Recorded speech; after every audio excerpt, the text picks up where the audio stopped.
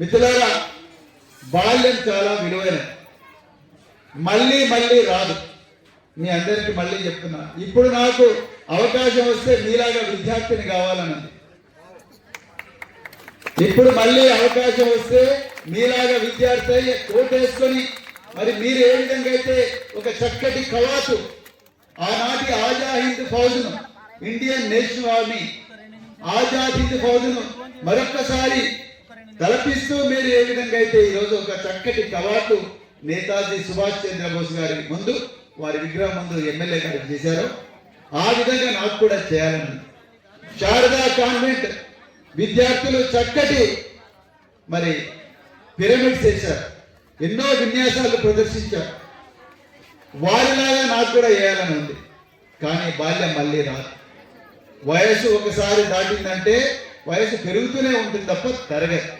కానీ మనసులో బాలుడిగా బతకాలని ఉంటుంది ప్రతి ఒక్కరు కూడా. నేను కూడా పిల్లల్లాగా చక్కగా ఆటలాడితే బాగుంటుంది.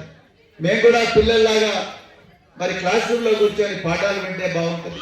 అదేవిధంగా పిల్లల్లాగా పాటల పోటీలు, రకరకాల వ్యాసాలు, ఇంకా ఎన్నో చక్కటి ఆహ్లాదకరమైన కార్యక్రమాలు చేయాలంటుంది. కానీ ఏ వయసులో చేయాల్సిన పనులు ఆ వయసులోనే చేయాలి. కాబట్టి మళ్ళీ విద్యార్థిని కాలేదు. కాబట్టి మరి ఈరోజు నేను మళ్ళీ చెప్తున్నా, మీ విద్యార్థి జీవితాలను వేస్ట్ చేసుకోకండి. దయచేసి పుస్తకాలు చదవండి. మీ దాంట్లో ఎంతమందికి సెల్ ఫోన్ ఉంది? చేతులెత్తండి.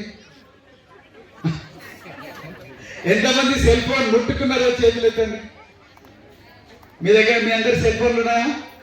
మీ పేరెంట్స్ సెల్ ఫోన్లు మీ దగ్గర ఉన్నాయా? ఎప్పుడన్నా సెల్ ఫోన్లతో ఆడుకున్నారా? Very good. సో మిత్రులారా, సెల్ ఫోన్లతో పాటు పుస్తకాలు కూడా చదవండి. మీ స్కూళ్ళల్లో కథల పుస్తకాలు ఉన్నాయా? ఉన్నాయా? మీ స్కూల్లో లైబ్రరీ ఉందా? ఉందా లేదా? చదివిన పుస్తకాలు చదవండి. పుస్తకాలు చదవాలి. నేతాజీ సుభాష్ చంద్రబోస్ గారు కలకత్తాలో ప్రెసిడెన్సీ కాలేజీలో చదివారు. ఒరిస్సాలో ఒక గొప్ప స్కూల్లో చదివారు. అక్కడి నుంచి ప్రెసిడెన్సీ కాలేజీలో చదివారు. అక్కడి నుంచి ప్రపంచ ప్రఖ్యాతమైన కేంబ్రిడ్జ్ యూనివర్సిటీ లండన్ లో చదివారు. చదువు అనేది మనిషి జీవితాన్ని మారుస్తుంది. దయచేసి మీరందరూ కూడా బాగా చదవండి.